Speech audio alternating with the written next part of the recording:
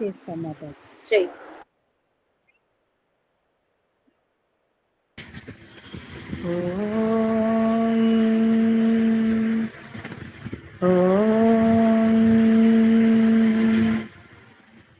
ఓం భూర్భువః స్వః తత్సవితుర్వరేణ్యం భర్గో దేవస్య ధీమహి ధియో యో నః ప్రచోదయాత్.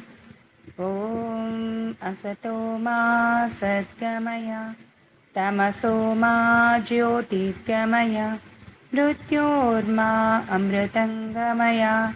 ఓం సహనా భవతు సహనౌ భునక్తు సహ వీర్యం కరవావహై తేజస్వినావధీతమస్తు మా విద్విషావహై. ఓం శాంతి శాంతి శాంతి. అందరికీ నమస్తే. నమస్తే. అందరికీ నమస్తే. మనం వేదాంత దర్శనంలోని బ్రహ్మసూత్రాలను వినే ప్రయత్నం చేస్తున్నాము. అంటే ఇక్కడ మనం తెలుసుకోవలసింది ఏమిటి అంటే, జీవుడు తాత్కాలిక సుఖాలకు ఆకర్షింపబడినంతగా బ్రహ్మ వైపు ఆకర్షింపబడడు అని మనం తెలుసుకునే ప్రయత్నం చేస్తున్నాం. గత సూత్రాలలో బ్రహ్మవిదుడు మాత్రమే బ్రహ్మను తెలుసుకోగలుగుతాడు. కోటాన కోట్ల ఆత్మలు బ్రహ్మను తెలుసుకోలేవు. ఏ కొందరో బ్రహ్మను తెలుసుకోగలుగుతారు. బ్రహ్మను తెలుసుకున్న తర్వాత బ్రహ్మ సేతును ఎక్కేవారు కొంతమంది ఉంటారు. ఎక్కుతూ ఎక్కుతూ మధ్యలో జారిపోయే అవకాశం ఉన్న వాళ్ళు కూడా ఉంటారు. ఇలా ఏ కొందరు బ్రహ్మను పొందే తీవ్ర ప్రయత్నం చేస్తారు అనేది మనకు ఈ సూత్రాలు, ఈ దర్శన శాస్త్రాలు విన్నప్పుడు మనకు అర్థమవుతుంది. అయితే అథర్వ వేదంలో ఒక మంత్రం ఏమొస్తుంది అంటే, యస్మిన్ భూమి అంతరిక్షం ద్యోహు యస్మిన్ అత్యాహిత. ఎవడు పృథివిని, అంతరిక్ష లోకమును, ద్యులోకమును ధరింపజేసుకొని ఉన్నాడో, కేవలం ధరింపజేసుకొని ఉండడు, అందు అతనే ఉంటాడు. ఇప్పుడు ఉదాహరణకి మనము ఒక వస్త్రమును ధరించుకొని ఉన్నాం. అంటే ధరించుకోవడం అంటే కట్టుకోవడం అనుకోండి, లేదా పట్టుకోవడం అనుకోండి. మీరు ఒక వస్తువుని పట్టుకొని ఉన్నారు. ఆ వస్తువు లోపల మీరున్నారా? లేము. లేదు. మనం వస్తువుని ధరింపజేసుకోగలుగుతున్నాం, కానీ ఆ తంతువుల యందు మన స్వరూపాన్ని మనం ధరింప చేసుకోలేము. కూర్చోబెట్టలేకపోతున్నాం. కానీ ఆ బ్రహ్మ చూడండి, అతను వస్తువులను అనగా ద్యులోకమును, పృథివిలోకమును, అంతరిక్ష లోకాలను నిర్మాణము చేస్తాడు, ధారణ చేస్తాడు. మళ్ళీ అందులో అతను గూఢముగా నివసిస్తాడు. మరి ఇంతటి సమర్థవంతుడైనటువంటి బ్రహ్మను మనం మానవ జన్మలోనే దర్శించుకోగలుగుతామట. ఎవడైతే ద్యులోక, పృథివిలోక, అంతరిక్ష లోకాలను ధరించుకొని ఉన్నాడో, అందులో నిమగ్నుడై ఉన్నాడో, లేశమాత్రము మలినాలు అతనికి అంటవో, అంతటి విభువైన బ్రహ్మను మనము ఈ మానవ జన్మలోనే దర్శించుకోగలుగుతాం అంటూ మళ్ళీ బ్రహ్మ సూత్రాలోని 11వ సూత్రంలో సాచ ప్రశాసనాత్ అంటే కేవలం పరమాత్ముడు అందులో ఉంటాడా, వాటిని ధరించుకొని ఉంటాడా, కేవలం ఇదేనా అంటే కాదు.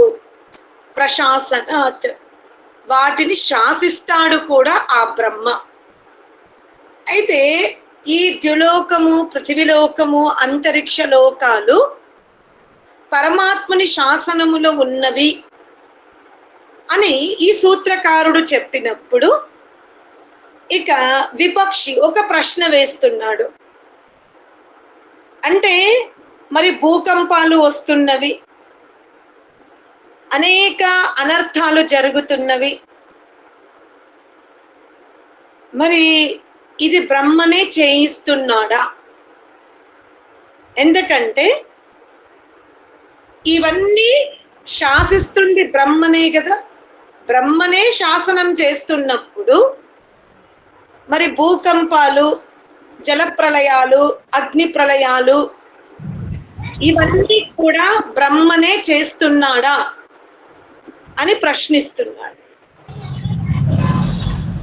అంటే దానికి సమాధానం శాస్త్రములో అటుల కాదు. భూకంపాలు రావడానికి పరమాత్ముడు కారణం కాదు.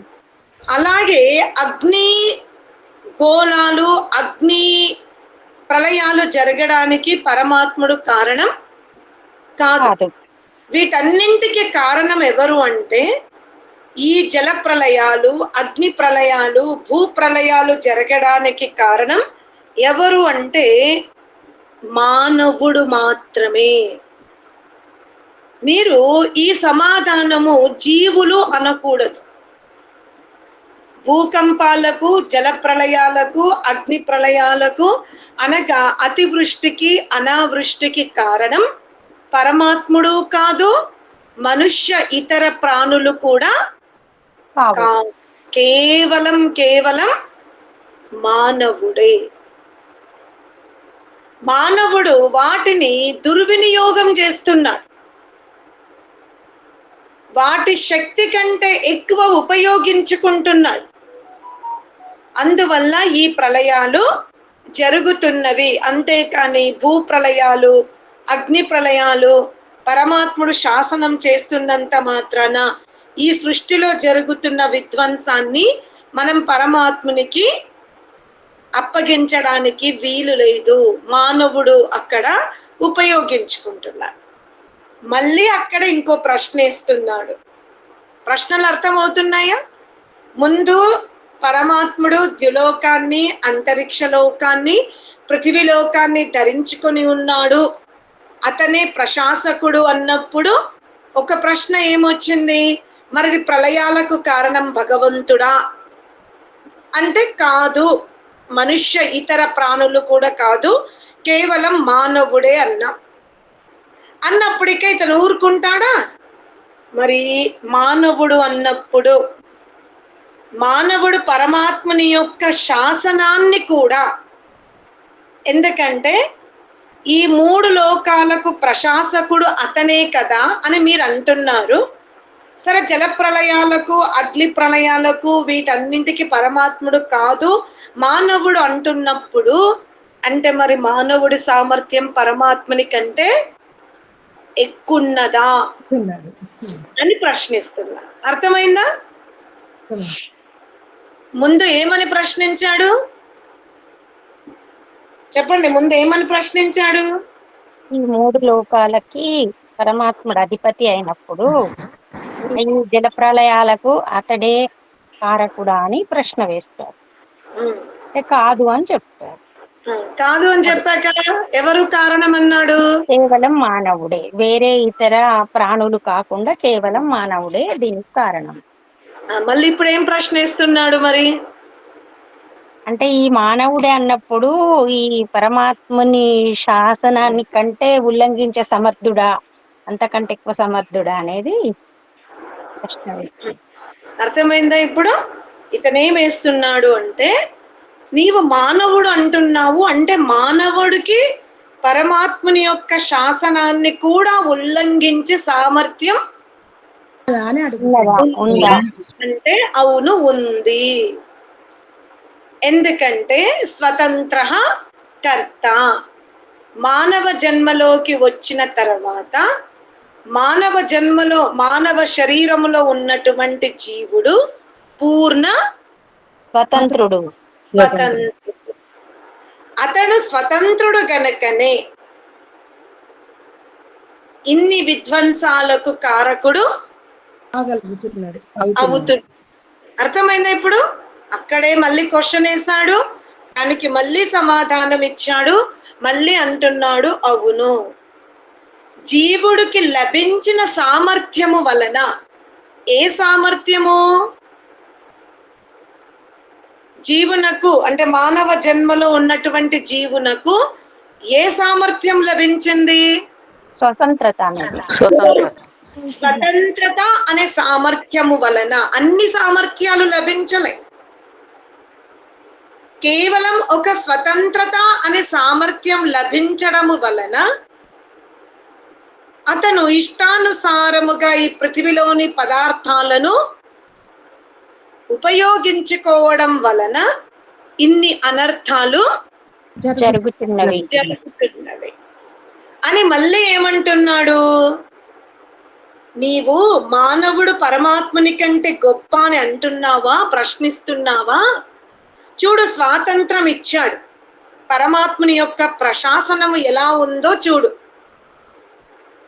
మానవ మాతృలకి పరమాత్ముడు పూర్ణ స్వాతంత్రం ఇచ్చాడు. ఆ స్వాతంత్రాన్ని అతిగా ఉపయోగించుకోవద్దని వేదాది ధర్మోపదేశము కూడా ఉపదేశించాడు. చేసినా కూడా మానవుడు దాన్ని వినకుండా అటులనే జీవనము కొనసాగించుకుంటూ వెళ్తే కర్మ ఫలాలను ప్రసాదించేవాడు ఎవరు? పరమాత్ముడే. అదే విచిత్రము అంటాడు. జీవునికి స్వాతంత్రం లభించింది, ఆ స్వాతంత్రం వల్ల ఇన్ని విధ్వంసాలు అతను చేస్తున్నాడు. నువ్వు అంత మాత్రమే చూస్తున్నావు, కానీ స్వతంత్రత అనే సామర్థ్యం వలన జీవుడు అంటే మానవ జన్మలో జీవుడు చేసిన ప్రవర్తన కర్మఫలములోకి వెళ్ళి అక్కడ మళ్ళీ ఆ కర్మఫలాలకు ప్రశాసకుడు ఎవరున్నారు? పరమాత్ముడే ఉన్నాడు. అర్థమైందా? జీవుడు ఎంత అలుపుడు అంటే కేవలం వర్తమానములో ఉండే స్వాతంత్రాన్నే దృష్టిలో పెట్టుకుంటున్నాడు. తర్వాత ఆ స్వాతంత్రము అనే దృష్టిలో పెట్టుకొని అతను ధర్మాచరణ చేస్తే ధర్మఫలము, అధర్మాచరణ చేస్తే అధర్మ ఫలము, వేదానుకూలమైన కర్మలు చేస్తే పుణ్యము, వేద నిషిద్ధ కర్మలు చేస్తే పాపము అనేది మానవుడు తెలుసుకోలేని పరిస్థితులు. అర్థమైందా? అందుకనే గార్గితో యాజ్ఞవల్కుడు అంటున్నాడు, ఏమంటున్నాడు? ఈ జీవాత్మకు చిన్న చిన్న సామర్థ్యాలు లభిస్తేనే అది ఎంతటి విధ్వంసాన్ని సృష్టించగలుగుతుంది. ఒకవేళ పరమాత్ముడు జీవునకు బహు విషయాలలో సామర్థ్యం ఇచ్చాడనుకో, అందుకనే సమర్థుణ్ణి పరమాత్ముడు కైవల్యంలో కూర్చోబెడుతున్నాడు. అత్యధిక దుర్మార్గుణ్ణి పరమాత్ముడు ఎక్కడ కూర్చోబెడుతున్నాడు? కూర్చోబెడుతున్నాడు. కామర జంగములో కూర్చోబెడుతున్నాడు. అతి కుకర్మలు కాదు, అలానే ఉన్నత పుణ్యకర్మలు లేని మధ్యస్థ పుణ్య కుకర్మలు చేసిన వాళ్ళని పరమాత్ముడు పశుపక్షాది యోనుల్లో కూర్చోబెడుతున్నాడు. ఇక మధ్యస్థ కర్మలు చేసిన వాడిని మానవ జన్మలో కూర్చోబెడుతున్నాడు. మానవ జన్మలో ఇంకా కొంచెం మంచి కర్మలు చేసిన వాడిని ఐశ్వర్యవంతులుగా కూర్చోబెడుతున్నాడు. ఎక్కడ పరమాత్మని యొక్క శాసనాన్ని ఉల్లంఘించి వెళ్ళగలిగే శక్తి జీవునకు లేదు. రావడం లేదు. చిన్న చిన్నవే, ఒక జన్మలో 500 తులాల బంగారం పైత్రికంగా లభించిందో, లేదా వ్యాపారంలో అనుకూలత వచ్చి సంపాదించుకుంటే, ఇప్పుడు ఆ స్త్రీ ప్రవర్తనని చూడండి. ఆ స్త్రీ యొక్క ప్రవర్తన, ఒక 5 నుంచి 20 ఎకరాలు భూమిని కొనుగోలు చేసింది అనుకోండి, వాళ్ళ ప్రవర్తన చూడండి. ఈ సృష్టిలో ధనవంతుల యొక్క ప్రవర్తన చూడండి. అటులనే ఎన్నో పాప కర్మలు చేసినా మళ్ళీ మానవ జన్మను ప్రసాదించి ఇప్పుడన్నా నువ్వు ఉద్ధరింపబడు అని మానవ జన్మ ఇస్తే ఈ మానవ జన్మని కూడా మానవుడు కృంగదీసుకుంటూ ఏమైపోతున్నాడు? పతనమవుతున్నాడు. అత్యధిక ధనికుడేమో అహంకారం వైపు వెళ్తూ పతనమవుతున్నాడు. న్యాయాధీశత్వంలో సరే మానవ జన్మ ఎత్తి కొన్ని నీ ప్రారబ్ధాన్ని అనుభవిస్తూ వాటికి ప్రభావితము కాకుండా వైరాగ్యముతో వివేకముతో నీ కర్మల్ని శ్రేష్టముగా మార్చుకోరా అంటే ఈ స్థాయిలో ఉన్న మానవుడు ఏం చేస్తున్నాడు? పరమాత్మని నిందిస్తూ రోధిస్తూ క్రోధముతో ఆవేశముతో రాగద్వేషాలతో ఈశ్వరుని చాలా చాలా అసూయ భావనతో చూస్తూ నిందిస్తూ జీవనము గడుపుతూ వచ్చినప్పుడు ఉన్నంత పుణ్యము పోయేటప్పుడు ఆ పుణ్యముతో కూడా పోవడం లేదు. ఇదే చాలా విచిత్రముగా ఉంది. అర్థమైందా? మన జీవితంలో కష్టాలు వస్తున్నాయి, అనేక రకాలుగా ఆర్థిక సమస్యలు, శారీరక సమస్యలు, మానసిక సమస్యలు ఎన్నో ఉన్నవి. ఉన్న వాటిని ఎదుర్కొంటూ ముందుకు వెళ్తున్నామా అంటే లేదు. వాటిని తలుచుకొని పరమాత్మని నిందిస్తూ ఎక్కడైతే 50 ఉన్నామో కనీసం 50 వరకు కూడా ఉండకుండా దాన్ని 48, 47లోకి వెళ్ళి ఇంకా కిందికే పడిపోతున్నాం. అందుకనే జీవుడు ఎప్పుడు కూడా ప్రశాసకుడు కాలేడు. అందుకనే ఆ బ్రహ్మని చూడు అంటున్నాడు, గార్గితో అంటున్నాడు యాజ్ఞవల్కుడు. ఏతస్య వా అక్షరస్య ప్రశాసనే గార్గి సూర్య చంద్రమసౌ విధృతౌ తిష్ఠతః. ఏతస్య వా అక్షరస్య ప్రశాసనే గార్గి ద్యావా పృథివీ విధృతే తిష్ఠతః. ఓ గార్గి, పశ్య, చూడు.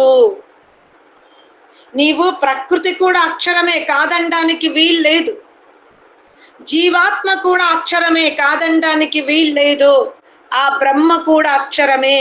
కానీ ఆ బ్రహ్మ ఎటువంటి అక్షరము అంటే పృథివిని, ద్యులోకమును, అంతరిక్ష లోకములను ధరించుకొని ఉన్నాడు, వాటికి ప్రశాసకుడుగా ఉన్నాడు. ఇట్టి ధారణ, పోషణ, ప్రశాసన శక్తి జీవునకు లేదు. అటులనే పోని ప్రకృతికి ఉందా?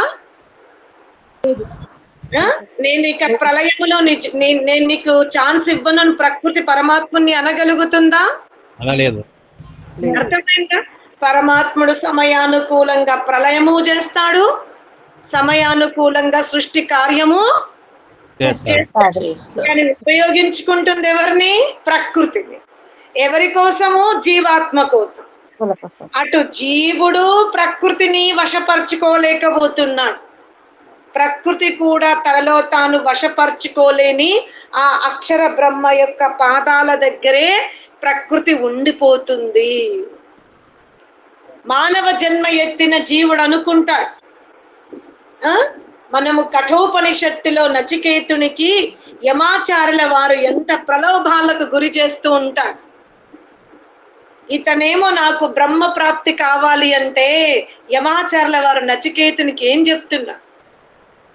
నచికేత, నీవు ఎత్తైన ఏనుగులని కోరుకో, నా భూతో నా భవిష్యత్, అశ్వాలని కోరుకో.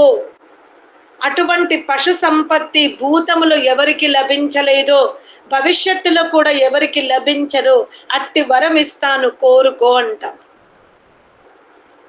రూపవంతమైన స్త్రీలను ప్రసాదిస్తాను, కోరుకో, బ్రహ్మని కోరకు అంటాడు.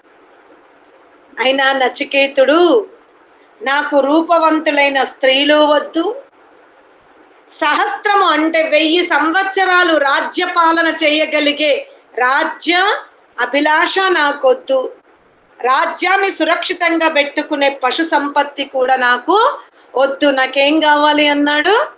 నాకు బ్రహ్మనే కావాలి అన్నాడు. ఈరోజు మనం ఆ నచికేతుని యొక్క కథ వింటుంటే విని అబ్బా నచికేతుడు అంటున్నాం. మరి మనలో అంతటి అంతర్గత జిజ్ఞాస బ్రహ్మతో ఉందా అంటే లేదనే అనుకో. అందుకనే యాజ్ఞవల్కుడు అంటున్నాడు, సర్వస్యేషానః సర్వస్యాధిపతి సర్వమిదం ప్రశాస్తి య ఇదం కించ. ఓ గార్గి, నీకు ఏది కనబడుతుందో, నువ్వు ఇంకా ఏది తెలుసుకోవాలని ముందుకు వెళ్తావో, ఏది శాస్త్రము నీకు ముందుకు వరింపజేస్తుందో, జ్యోతిషాం జ్యోతి, ఈ జ్యోతిష్ శాస్త్రమంతా కూడా ఎవరిపైన ఆధారపడి ఉందో అట్టి పరబ్రహ్మనే ఈ జగత్తునకు ప్రశాసకుడు, నీవు మాత్రం కాదు అంటాడు. ప్రశాసితారాం సర్వేషాం అనియాంసం మనోరపి రుక్మాభం స్వప్నాధిగమ్యం విద్యార్థం పురుషం పరం మనుస్మృతికారు అంటాడు. ఆ పరమాత్మని యొక్క శాసనము చూడండి. సూర్యుడు ప్రతిరోజు ఉదయిస్తూ ఉంటాడు. ఆ సూర్యుని యొక్క ఒక సంవత్సరము కాలము చూస్తే అందులో 12 నెలలు, 24 పక్షములు. ఆ 12 నెలల్లో 24 పక్షములో 2 అయనములు, 6 ఋతువులు. చూడముచ్చటగా ఈ సృష్టి కార్యము జరుగుతుంది. ఇదయ్యా పరమాత్మని యొక్క శాసనం. ఒక్క సంవత్సరము కాలము తీసుకుంటే అందులో ఎన్ని 12 నెలలు, 6 ఋతువులు, 2 అయనములు, 24 పక్షములు. అటులనే 12 అమావాస్యాలు, 12 పౌర్ణములు. ఇది కదా పరమాత్మని యొక్క ఒక రాజ్యము. ఎంత చక్కగా శాసిస్తున్నా. ఆ తర్వాత ఏమంటాడు, ఆ పరమాత్ముడు సూక్ష్మము కంటే సూక్ష్మముగా ఉన్నాడు. అందుకనే మానవుడు ఓడిని అంటే చెద్దరగప్పుకుంటున్నాడు. ప్రకృతి ద్వారా తయారైనటువంటి ఈ చెద్దర్ని కప్పుకొని లోపల నన్నెవరు చూడడం లేదు అని అనేక గందరగోళాలు చేస్తున్నాడు. చిన్న పిల్లలు తల్లి స్వీట్ తినద్దు, పండ్లు పాడవుతవి అంటే తల్లి యొక్క కండ్లు కప్పి స్వీట్ తీసుకొని పోయి చెద్దర్ లోపల తింటాడు బాలుడు. ఏమనుకుంటాడు, అమ్మకు తెలియదు, అమ్మ నన్ను చూడట్లేదు అనుకుంటాడు. కానీ తల్లికి తెలుసు స్వీట్ చిన్నోడు తిన్నాడు అని. అటులనే ఈ మానవుడు చేస్తున్నటువంటి ధర్మ అధర్మ, పాప పుణ్య, నీతి అవినీతి జీవన విధానాన్ని నువ్వు ఎంత చెద్దరు గప్పుకున్నా, ధనమనే చెద్దరు గప్పుకున్నా, అహంకారం అనే చెద్దరు గప్పుకున్నా, అజ్ఞానం అనే చెద్దరు గప్పుకున్నా, మోహం అనే చెద్దరు గప్పుకున్నా, సామర్థ్యం అనే చెద్దరు కప్పుకున్నా, రూపవంతమైన చెద్దరు కప్పుకున్నా, ఆ కప్పుకున్న చెద్దరు లోపల నువ్వు చేసే చెడుని మంచిని ఆ తండ్రి చూస్తున్నాడు. స్వప్నములకు పరమాత్మనికి ఊహలుండవు. జీవుడు కూర్చొని ఏమేమో కలలు కంటాడు, నేను ఇది చేస్తా అది చేస్తాను. పరమాత్ముడు ఒక సృష్టిలో ఎటువంటి శాసనం పెట్టాలి, అక్కడ భూమిని ఎంత వెడల్పు విస్తరింపజేయాలి, సూర్యుడు ఎంత దూరములో ఉండాలి, నదులు, పాడి పంటలు, వృక్షములు, ఔషధాలు, ఇలా ప్రతి ఎన్ని ఆత్మలు ఈ గోళములో ఉండాలి. మీకు తెలిసి ఉండాలి పరమాత్ముని యొక్క మాతృత్వం. పరమాత్ముడు ఒక సూర్యగ్రహాన్ని, ఒక సూర్యగోళాన్ని తయారు చేసి ఈ సూర్యగోళములో ఎన్ని జీవరాశులు ఉండాలి, అందులో ఎంతటి భూమి కావాలి, ఎంత భూమి వైశాల్యం ఉండాలి, ఎంత మోతాదులో నీరుండాలి, ఎంత మోతాదులో సువర్ణాది సంపత్తులు ఉండాలో ఇది పరమాత్ముడు యోజన చేస్తాడు. పరమాత్ముడు స్వప్నములో ఉండడు.